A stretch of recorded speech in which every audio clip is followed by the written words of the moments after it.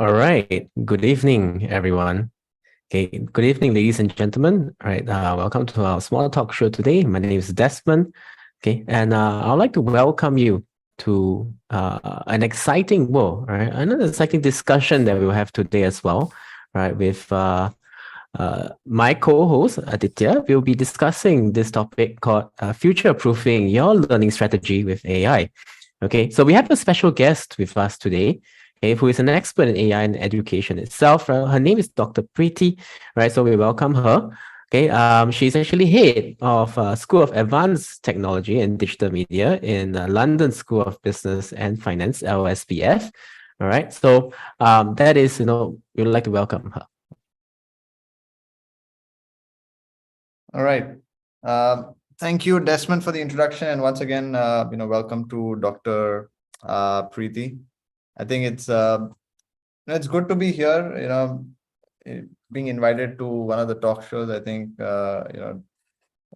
Desmond's never had me here before. And, this time it's an interesting topic as well. Future-proofing your learning strategy with AI. Very fascinating. I must say, and we're very privileged to also have Dr. Preeti with us, who has been in the education field for such a long time that she's seen the transition between traditional learning strategy design and how things are happening today.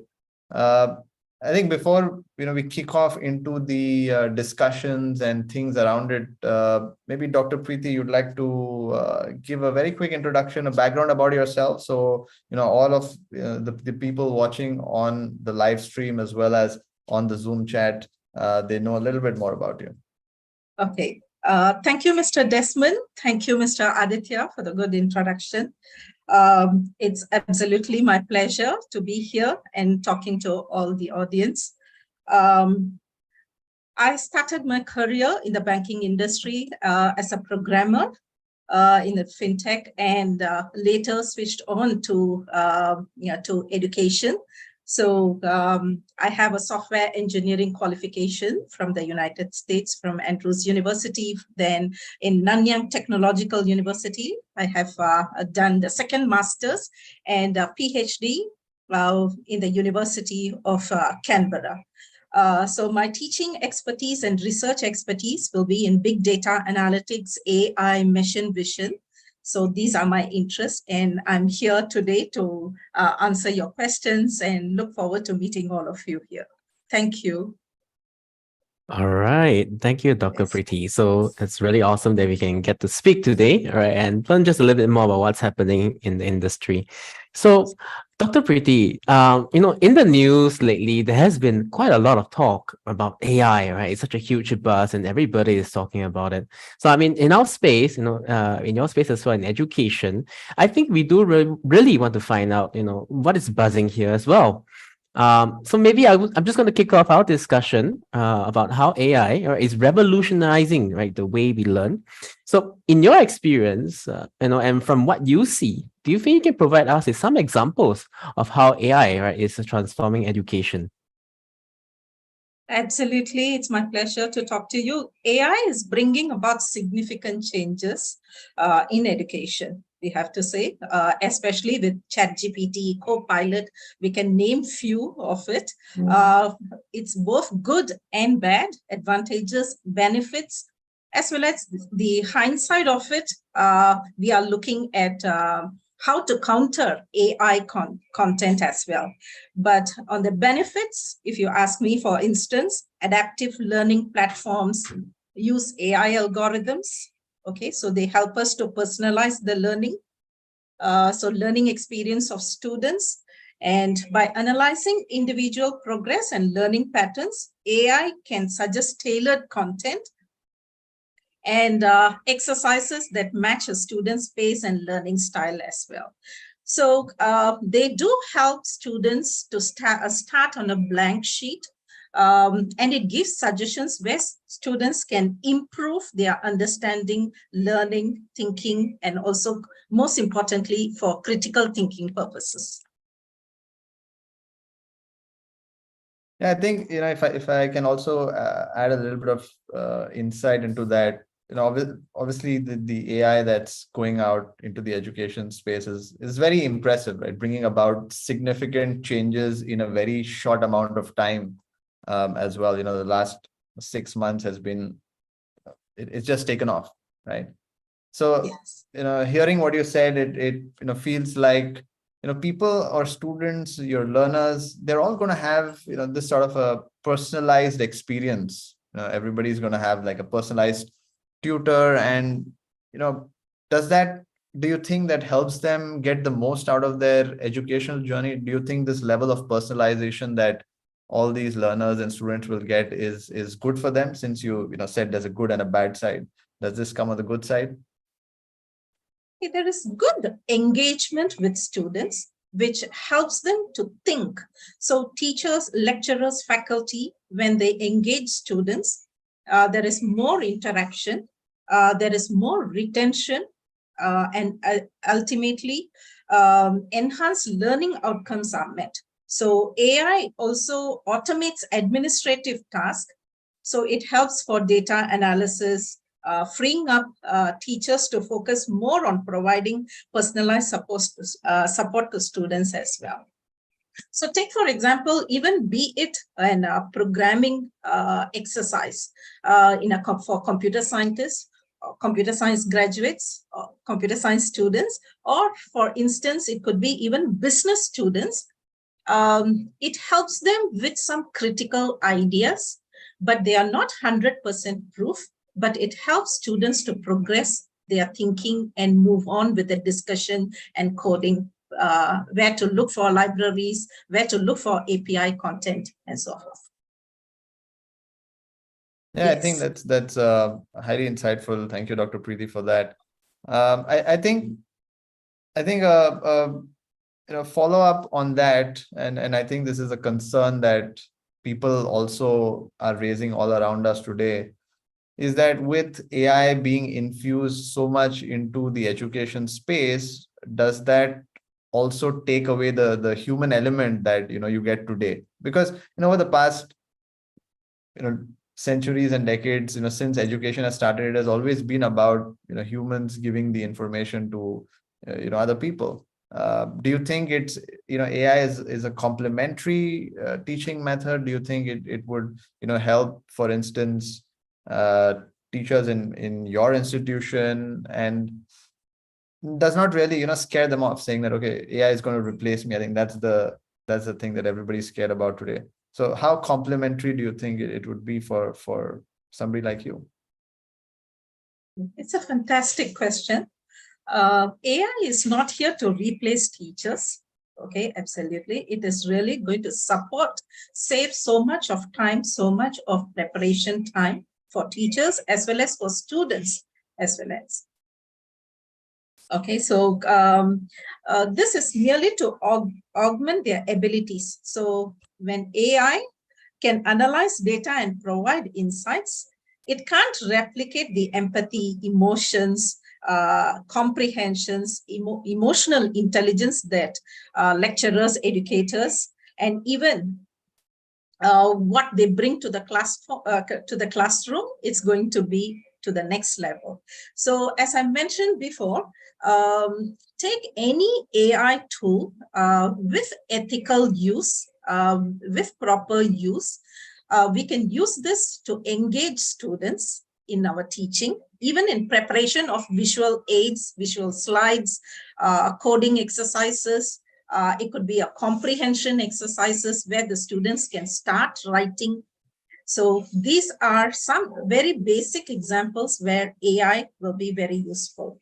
So AI provides real-time feedback, and it can be used for argument purpose. So rather than two human beings argue, at least the chatbot or the AI tool suggests some insights so that the students can bring forward further discussion, further argument, and look for relevant references through their libraries. So it supports teachers, it supports learners. So this is what I would like to say, and also it improves creativity and thinking. Mm-hmm. So I think, thank you. So I mean, it sounds very much like a collaborative effort, right, between AI and teachers themselves. I mean, teachers are lecturers, trainers, and so on. And the main idea here really is this: with this collaborative effort, the teachers and the learners can do better, right? Like what you mentioned, thinking creatively, critical thinking, and but even potentially, right, to enjoy learning, right? So, which is to say, to create a well-rounded education experience, right? Yes, absolutely. In fact, many educators are embracing AI as a valuable tool. Hmm. So it's a great question again. So firstly, it's essential for educators to embrace AI as a complement to their teaching style. So this means staying updated on the latest AI-driven tools and platforms and integrating them thoughtfully into their classrooms. This will be much supported and much embraced by the teachers and students. So when we talk about students, developing digital literacy and critical thinking skill becomes even more crucial. So as AI becomes prevalent in various fields, having the ability to understand, analyze, and interpret information or AI generated information becomes valuable asset. Yeah, so Dr. Preeti, with Yes. AI, we are always talking about how we are really just at the start, right? And we are really at the beginning of this AI revolution itself, and everybody's talking about it, like what we mentioned just a bit earlier. So, Yes. as AI continues to evolve, as an educator yourself, and as you see students coming in, what should they do, right? To prepare themselves for the future of education, given that AI is so prevalent? Absolutely. Another great question. Wonderful question. Firstly, I would say that it is essential for lecturers in preparation, for faculty for preparation. So, like we have presentation tools, we have multimedia AI tools which can gather information, gather research stuff, and within the time, I would also say that the time that takes for the preparation. So creating creative PowerPoint slides, audio visuals, video presentations. Okay, this helps in engaging the students and learners. Whereas when we consider learners, students, they can use AI tools first to get some insights on a topic, on a concept, on a programming concept, or it could be a theoretical concept where they can do a quick research. So, of course, the research will be done in a proper library resources, but this helps us to collate from various network, and students' critical thinking enhances. So at least the first step of thinking evolves, and lecturers and students are able to hold a conversation and continue the discussion on a particular topic.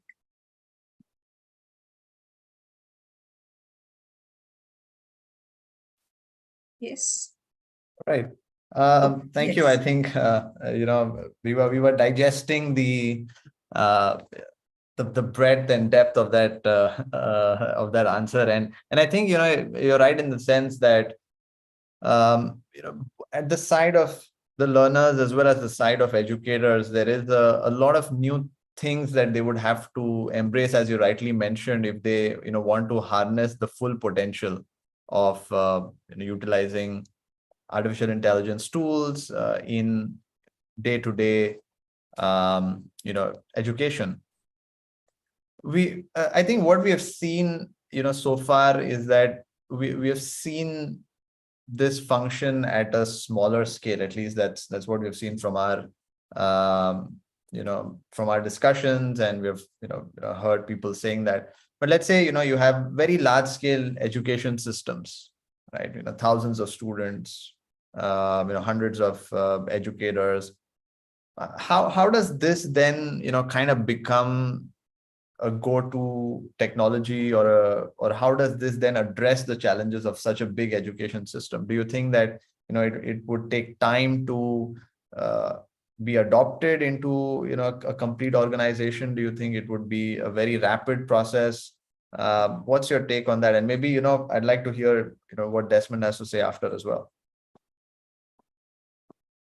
Okay, I would say that not all faculty, not all researchers, lecturers would adapt to new technology instantly. Okay, so they need time. So the adoption rate would differ from one faculty to another faculty.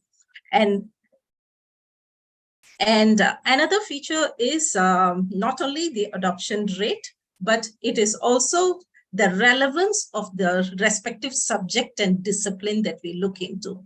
Like take, for instance, if a language teacher is going to teach English, if a programming lecturer is going to teach coding, so for beginners, okay, yes, AI tools will come handy, but the AI tool might not 100% provide the libraries that needs to be imported, or the academic phrase bank, or call it any vocabulary learning that would be easier for teaching and learning purposes, and for students to learn new vocabulary as well. But when it comes to coding, yes, students have to have more practice and use the AI tool as a stepping stone to just understand the logic and syntax. That would be my call. And when it comes to faculty, it differs from individual to individual. Some would be 100% against using AI tool. Like this goes same to like people using Wikipedia or people using Google. So they would then say, yes, Google at least has proper references, proper citation to refer to, whereas AI tool just generates content in a comprehensive manner, which is very similar to human being. But there again, it is not 100% correct. Even if students or even lecturers, faculty reuse the content directly from AI content, they are not accurate. So additional effort will be taken to verify, validate the content, fix the errors, fix the language. So those working time, the effort that needs to go through in understanding those comprehensive information will be required. So I think, yeah, I think that you're right. Absolutely. So, like I mentioned, we are really at the beginning, right? So being at the beginning is going to be tough to say that, AI is going to take over all education, right? And it should not, right? It really should not do that. And I would say, with people taking up AI tools itself, there will be people who would abuse it. There will be people who would be against it, right? However, like mentioned earlier, it's collaborative effort, right? And with using some of these presentation tools, right, and so on, you will notice. Obviously, I would assume that they are more towards individual users, and this potentially gives some advantage and disadvantages to the different groups of people who are actively using it, right? So for those who don't use it, they are going to be at the losing end. So for those who use it, they are potentially going to do a little bit better, right? And there's always going to be someone to verify that the things work. But if we go back to the question that what Aditya was mentioning about using it in a larger framework, whereby more people are using it, then probably some sort of a bigger system, right, should be then in play that has it all integrated with the school's curriculum and the school's direction. Should potentially be then helpful, rather than some people just using certain tools, some people not using certain tools. Then the disadvantages will be there. So I think probably leveling the playing field, right, with a singular tool, right, whereby everyone is using it, right, would definitely then be helpful. I think similarly, we'll say that if someone uses Google and the other person doesn't use Google but goes to the library, who would win better? that could be who would do better, right? So that could be same thing like that, right? Similar in that sense. Yeah, absolutely. I think great insights from both Dr. Preeti and Desmond, and thank you for sharing those. Definitely when AI, particularly in this sector, is trying to occupy a very large organization, or is being applied to a very large scale organization or education system, there are a lot of nuts and bolts that are in place, right? Because it's been built on a legacy of 50-60 years of education, and there are systems, there are methodologies, there are learning strategies, pedagogies, a lot of different things that need to be adopted by the AI as well. So I think, as Dr. Preeti rightly mentioned, there might be some people who may not like to use it as well. There may be some people who see the advantages in using it. But a common question, I often keep getting, and this is not only for the education sector but all throughout, is AI can be a very good giver of information, right? You can ask information, it will generate information for you. You can ask anything and it's able to give you that. So the concern that rises out of this is, am I still going to be an educator? Does AI take over me? And in the next 5 years, am I going to be completely replaced? I think Dr. Preeti, since you've been on the ground, you've been seeing these things happening, or you've been seeing the changes. What's your opinion or take on this? Do you see that there is a very big impact? There is going to be a very big impact, or do you think educators would still be very much necessary in the industry? Okay, that's a very wonderful question and a challenging question as well. We can't, if we have to predict the future, we need human brain. Computers can't think on their own. So human brain has to think for the computer, to program the computer. So human beings are irreplaceable. So that is what I can say now. And yes, human intelligence always dominates. So I mean, then the idea then is that AI should be, again, there to help enhance educators, right? And help the human brain to do better rather than replace them. Is that correct? Of course, yes and no to this answer. But if you ask me, we have to train the computers, so we need human intelligence. So the knowledge, the wisdom comes from human beings. But as an end user, still human beings use the tool, use the technology. Okay, but the knowledge base is built by human beings. So computers exist with human beings, and human beings train the computers. Yeah. Just a quick follow-up question. Do you think that educators like yourself would end up being more like learning facilitators and mentors and guides, right, to the learners themselves, the students themselves, so that with AI and you in place, could this work in a collaborative way? It works in collaborative way, yes. But if you talk about AI as such, emotional intelligence is through human beings. So AI can work with input data, and this input data is through human beings. When it comes to creative process, again, is limited to data that the technology or the tool it receives. So we have to always see how creative thinking, ability to think out of the box is always through human beings.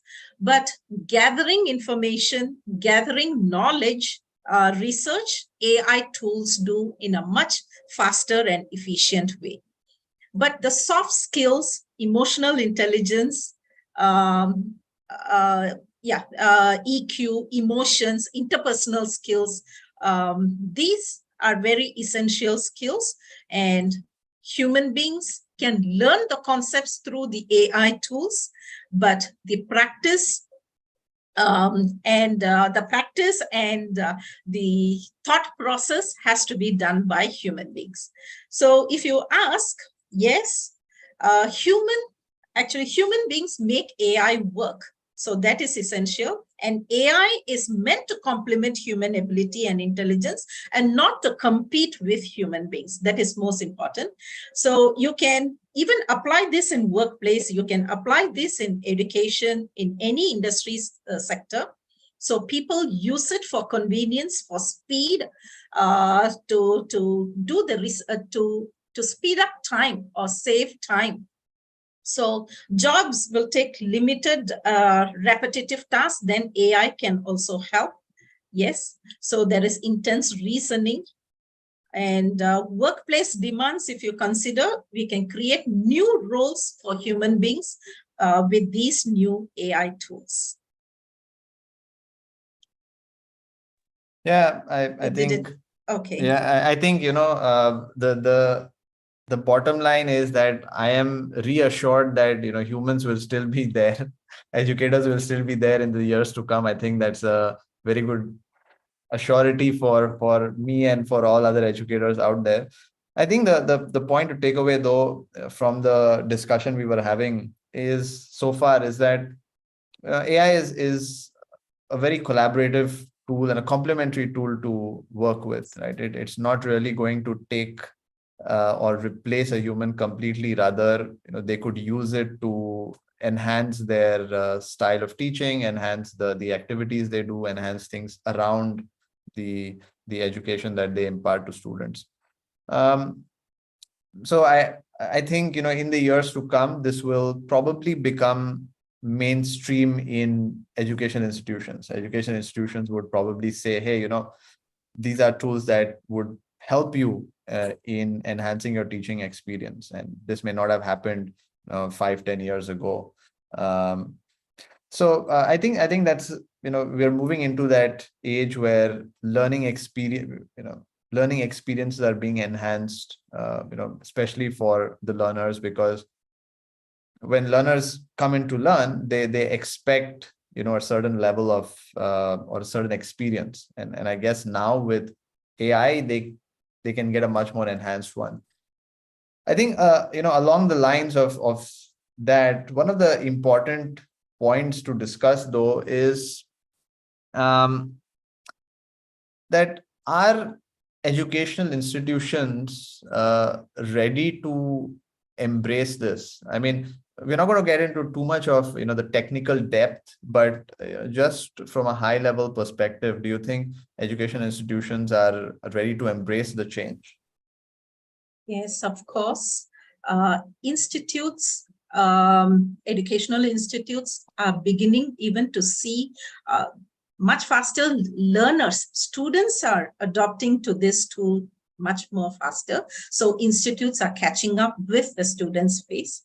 We can also see that collaborative learning is very important for student learning, student development. So AI can certainly contribute here as well in collaborative learning environment.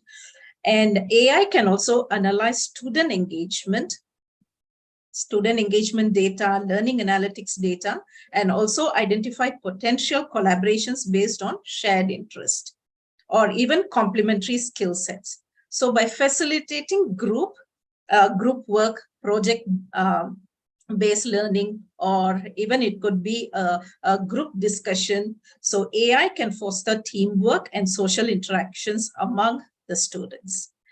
So yes, it is enhancing individual learning experience, not only individuals, but also group work and group learning activities. It is very essential. Yeah, so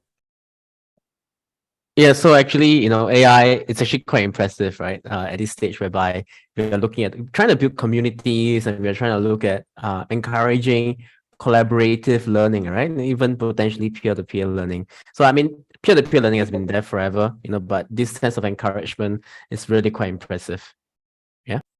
Yes, indeed, Desmond, I agree with you. So AI can also enable virtual study, virtual learning groups, online forums. So where students can exchange ideas and discuss course materials beyond traditional classroom hours. So it's not something new. Even many of the learners who are on the Second Life space, they use this virtual platform to build their own collaboration, group discussion, to work on group project work, problem-based learning, or even it could be a project-based learning where they collaborate on Second Life kind of platforms. This is just merely one single example, but there are several other AI tools which support collaborative learning on virtual rooms. Yes, agreed. Mm. So I think, thank you so much. Maybe just move a little bit. We've talked about so much benefits, right, that AI can have in education, and collaborative learning, using some of the tools and so on. But in your opinion, what challenges are there, and what limitations are there that we do need to be aware of, right, as educators? That's a very good question. So the challenge is how to detect the AI content generated material. So this is what the faculty are currently facing, the challenge that they are facing. You see here, they can use any text generation tool, AI, that can produce very comprehensive essays, comprehensive reports, comprehensive discussions. But at one glance, faculty can, knowing the students, they will know that, yes, the student has not written on their own, they have got help. So in the past, we used to have many mills who can generate such, but of course, these mills which generate sample reports and assessments, we had plagiarism detection tools to detect those works. But this AI content generation is very close to human writing. So there are several other new tools which are giving us some percentage. Like, for example, we have content AI detector platform, which actually gives us the percentage of AI generated text that are being used by students. We also have GPT-0, for example, that is another a source where we can upload the file and see if the student's work is being generated by AI content. So this is one challenge that lecturers are facing, faculty are facing, in detecting if the content is produced by AI or is it written by the students themselves. Because even these detection tools are still in the development stage, so the results are not that accurate yet. So I think in the next 1-2 years, there will be several AI content plagiarism checks detecting tools will also be emerging soon. Yep, I think very rightly, we see a lot of this in the news as well, right? People are using this to answer their examinations. People are writing their thesis papers using the power of AI. And yes, I mean, there are tools, as you rightly mentioned, that are being developed to try and prevent people from completely ignoring the fact that education is a learning process, rather just blatantly putting down information from somewhere. I think in doing that, they would probably skip the acquiring the knowledge bit.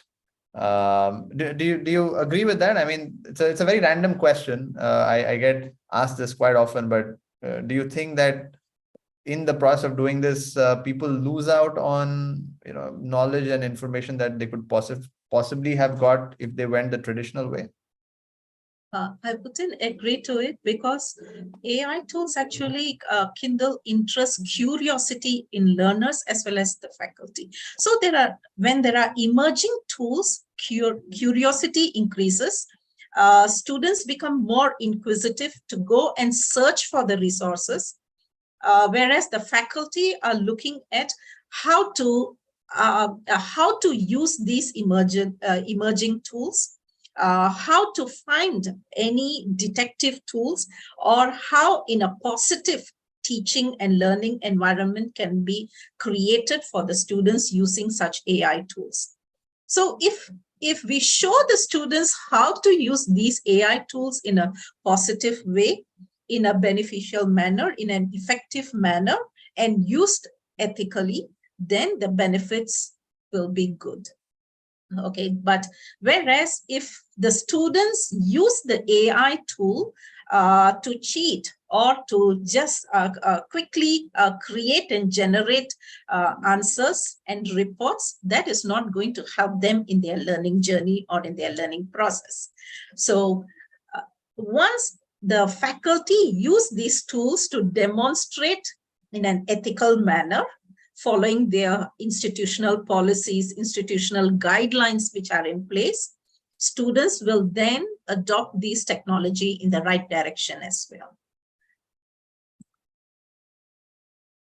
Yeah, thank you so much. Absolutely, I think that brings across a very essential term that people have been using today, which is responsible AI, right? So trying to use AI in a way that is ethical. They're using it responsibly, making sure that it's used for the right thing, because you and everybody else who is tuning in is aware that it could be utilized in a way that benefits people. It could be utilized in a way that does not benefit oneself or other people also. So I think those are some very good points that have been raised in the previous discussion.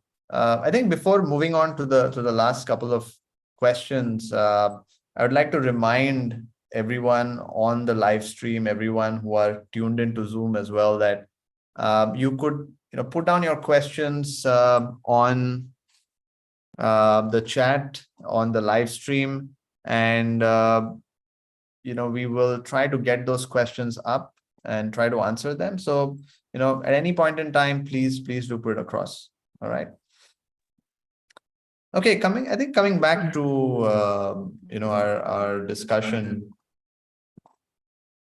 and maybe I can get Desmond into the discussion as well. In the next question. Speaking on the topic of responsible AI, ethics, and developments that are going to happen, I think everybody's seeing the pace of development in AI, and I think it has all raised a concern amongst a lot of people, that if we adopt it, are we going to have problems? Are we going to face ethical issues? Is my data going to be protected? And all of this are concerns that are very essential to be addressed. So I think maybe Desmond and then Dr. Preeti, both of you could provide your opinions on, do you think this is going to be a roadblock at some point in time for education institutes to in adopting AI this quickly? Do you think they would wait for a better time when such issues are addressed better? What are your thoughts on that? So I think very quickly, right?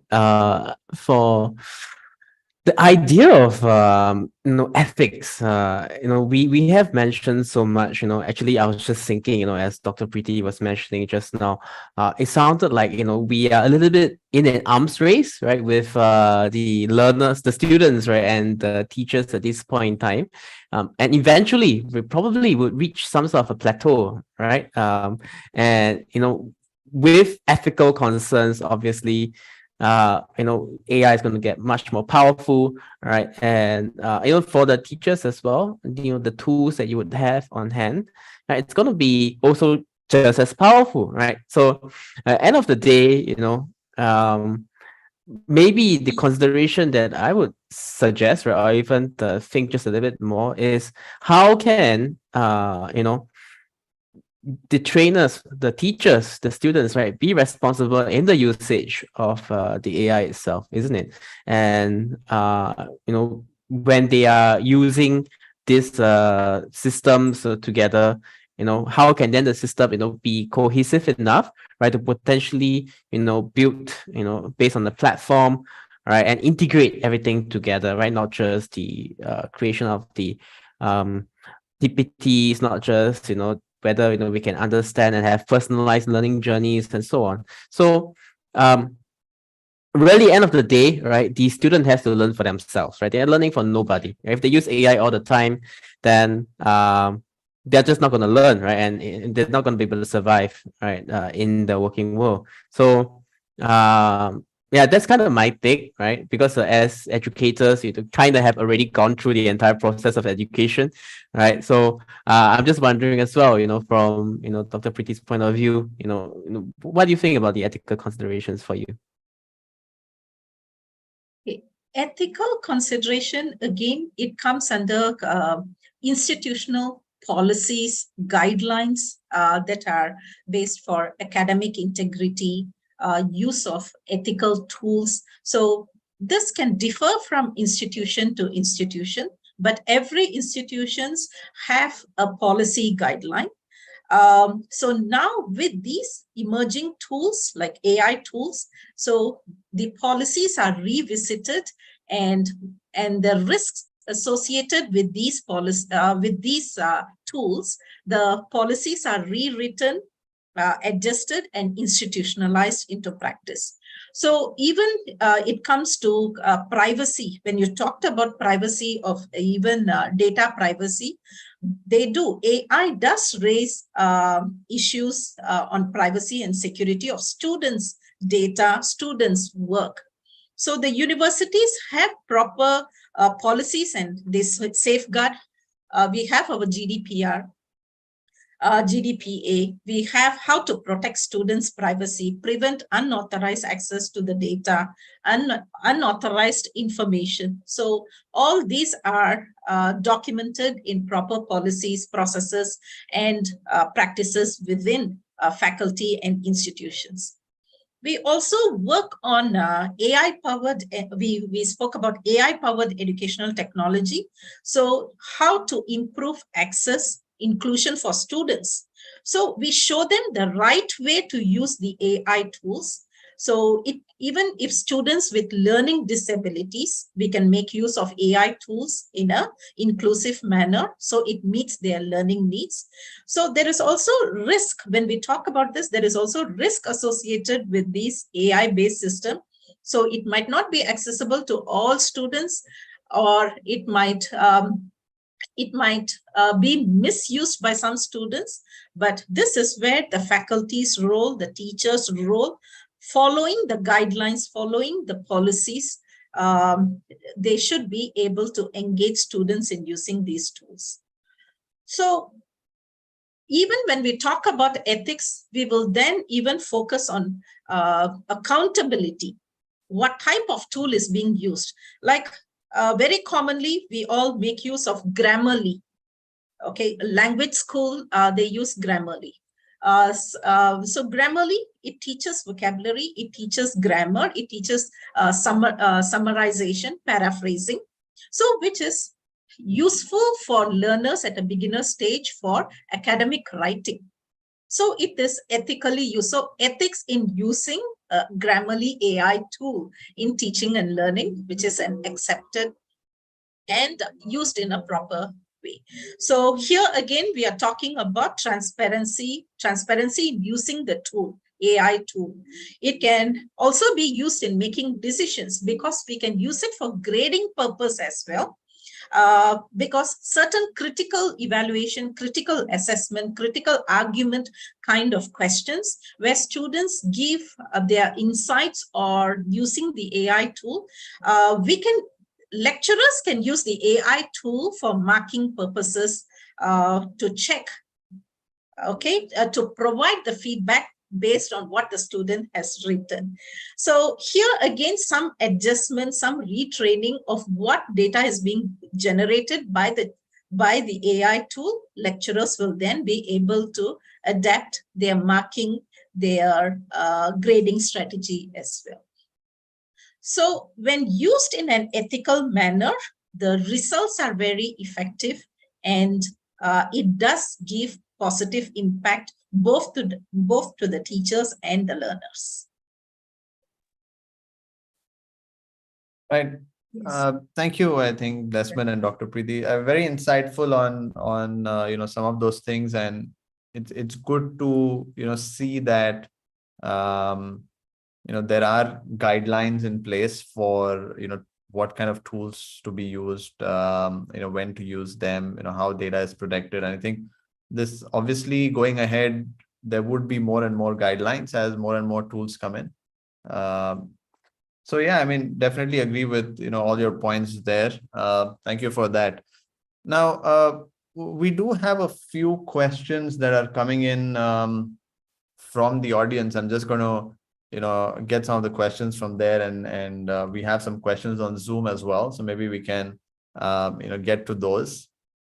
One of the questions is from our LinkedIn stream, and Martin asks, it's a very interesting question, actually. I probably never thought this way as well.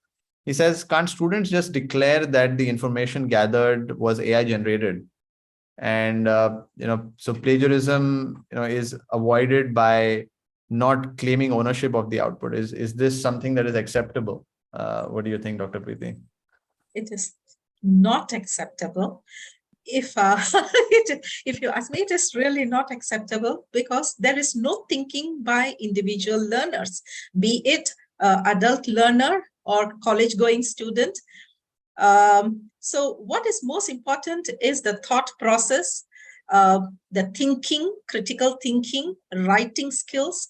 So these are essential in students' learning. So if a question or a problem is given to a student, and when they read the question, they do not know where to start, how to start, what to work on, yes, they can make use of an AI tool. So it begins the thought process. It helps the students to think in a suggested concept or in a suggested route.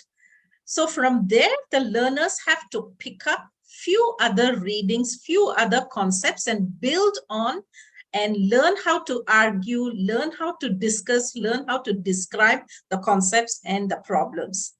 So the tool should not be used just merely to copy the question. The answer is generated, I reproduce the answer. That has to be a fail grade. It's totally, the student has to be taken to disciplinary action. Academic integrity does matter. Okay, so that is what we keep saying. They can be blank. Students can be totally blank. They don't understand the question. Yes, like how they use Google to do a quick search. Yes, the AI tool will help them with the basic concepts to kickstart their work. And when AI produces responses, students must learn to argue with those responses. They should not be reproducing the response as it is in their work. So if a AI tool has given them a model answer, the students can type in a counter argument. They can type in their opinion to disagree with the AI's response. So then you will be able to see how it generates arguments and discussions. With this understanding, students must paraphrase, summarize using their own words, and then link back to the libraries, e-libraries, databases to see any other academic readings or industry papers, industry framework, and they have to corroborate or disagree or go with their findings. So it is a tool to enhance learning, to enhance engagement, to enhance understanding, and not to cheat and not to find a shortcut to complete their assessment. Absolutely. I think Martin has definitely gotten the answer, I suppose, from that. If you have any follow-up question, Martin, please do post it. And thanks for your question as well on the live stream. I think there are a few questions here on the Zoom chat. We'll probably take a couple of those before we, end the session. But I think one of the questions, that I'll take is whether, the AI that we're talking about, is that better suited to adult learners or child learners? I mean, anybody who can answer that, please do put in your opinion. Okay. There are many AI tools which teaches alphabets, which teaches language. Yes, It depends on what tool is adopted by the respective institutes. So Grammarly, just one example that I have given you is Grammarly. Then you got beautiful AI, which creates wonderful PowerPoint slides. We got bot.ai, which creates chatbots for our websites. So we can give several names to many of the emerging AI tools, but the application, who uses it, how it's being adopted. So institutions will have their own committee or their own faculty to determine which tool is relevant and appropriate for their teaching and learning purposes. So large public universities, they do have teaching and learning technology educational specialists who does research on what teaching tool, pedagogical tool can be introduced for learners. And these new AI tools are now being considered in teaching and learning process. Yes. Yeah, so I think I fully agree with Dr. Pretty, and there are many tools out there in the market that cater right to specific needs and use. To be honest, I think for the adult learners itself, there isn't too much right now out there. Okay, and they are being developed, right? And for sure they will come. So a tool that I would also point out would be like a Droid, which is a learning management tool that we do have, and this tool itself is going to be really geared towards adult learning, and the idea of personalized learning, and being able to help the trainer to teach better and learners to learn better. So these tools obviously are just not monolithic in nature, right? They would encompass many small individual AI tools that are inside to kind of build the whole experience as well. And obviously for the students who are going to do presentations, create PowerPoint slides and submit their assignments, right? Those tools are already well known, right? We have talked about it at length during this conversation already. And for anyone that feels that AI may not be sufficient now, AI will be sufficient in time to come. For anyone that feels that AI is too sufficient now and systems need to catch up, universities need to catch up with their guidelines and policies, all this, is a bit like a little bit of a tussle when things are going too fast.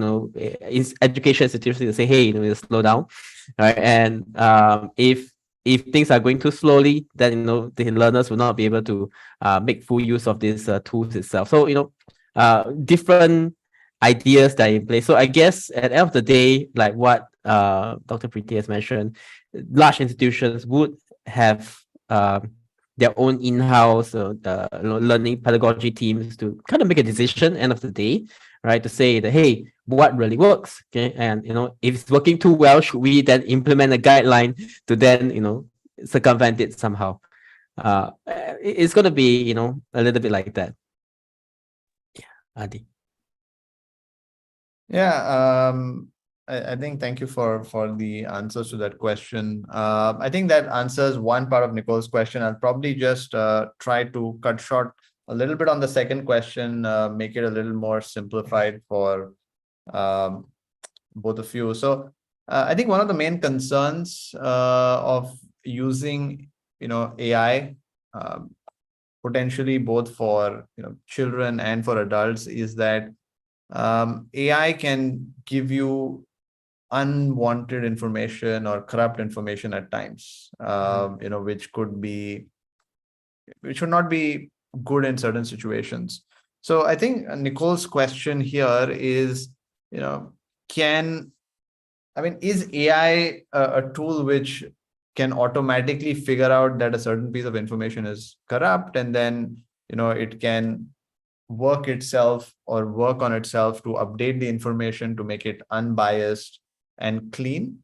Or is that something programmers would have to do, or people have to feed to the AI model for it to be able to give out clean information? What are your thoughts on that? Maybe Dr. Preeti, if you can. Dr. Preeti, I think you'll have to unmute yourself. Sorry. Yes. That was very interesting question. Okay. So it is two things here. Is it about the information, whether the information is a corrupt information, or are they talking about corruption, anti-corruption? I'm just confused about that. So let me first take Aditya's question. AI, can it detect corrupted information? In fact, I always tell my students, don't rely on an AI content generator.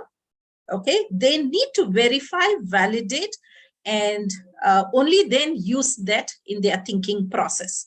So corrupt information, I would always say garbage in, garbage out. They ask a question, and of course the AI is going to give, okay, information pulled out from several sources.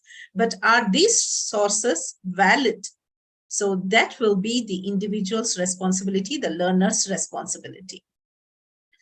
And if I have to interpret the question as whether it can, corruption or anti-corruption that you are all talking or wondering about. So corruption, according to AI, it can only interpret the meaning. It is not a good, it is harmful to humanity, because it is going to undermine rule of law. It can erode even public trust in institutions. So AI cannot detect, okay, corruption, or it cannot override anti-corruption rules, which are the law legislations in place in institutions in a country. So this would be my take on this topic. So it cannot find, or it cannot give us a solution, but it is again linked back to the guidelines, policies, legislations, legal codes within institutions and countries. Thank you. All right. Okay. Thank you so much. So I believe we actually, kind of have come to an end, right? We are reaching the end of our time, right, to be able to discuss on this topic. It has been extremely interesting discussion, and I did get to answer some questions. Aditya get to ask some questions, right? And Dr. Preeti, you did. I think that was really good to be able to hear from you, right, and learn so much more about from your perspective, how things are, and how institutions, right, are handling it as well. So I think thank you again, right, Dr. Preeti, for sharing your expertise and insight with us, right, especially on how right now institutions are trying to future-proof their learning strategies, right, and even allowing AI to be used with the teachers, the lecturers, and the students as well. So, and we have learned so much about the potential, right, of how it can be used with education and empowering both both sides of the coin. So it's actually really fascinating, and I would say that we'll definitely look forward to see how AI will continue to reshape education. Okay, although there are quite a fair bit of nitty-gritties, like what Nico has mentioned, right, and even the thought of biasness, we have not really talked about it. Okay, and I would say that with biasness itself, AI can't really avoid that. Okay, but the other side of the coin is that a lot of personalization will then happen. The main idea here is this: AI should really help individual learners, and end of the day, to help boost them, right, to give them an edge, right, itself, right, and kind of level the entire playing field. So, I think at this point in time, I would probably close. Right, and thank even Aditya for helping to kind of facilitate some of the questions as well. It's been really good to hear his thoughts, right, and hear from him, asking those questions. Okay, so I think that's it. Okay, thank you so much, Dr. Preeti, and thank you everyone who's listening in today. Okay, this you have been wonderful in answering asking those questions. Okay, and we would definitely love to have more of these sessions whereby we can talk to you more and get to hear right directly from the ground what concerns that you may have, especially in this industry and this field. All right, so I think that's it. Right, thank you so much, Dr. Preeti. Thank you so much, Aditya. Absolutely. Thank you, Desmond, Mr. Desmond and Mr. Aditya. Absolutely, I agree. The potential for AI in education is immense, but it's crucial to approach it with a balance of innovation and ethical responsibility. With that, thank you. Thank you for your time. Thank you for your wonderful questions as well. Thank you. Okay, thank you.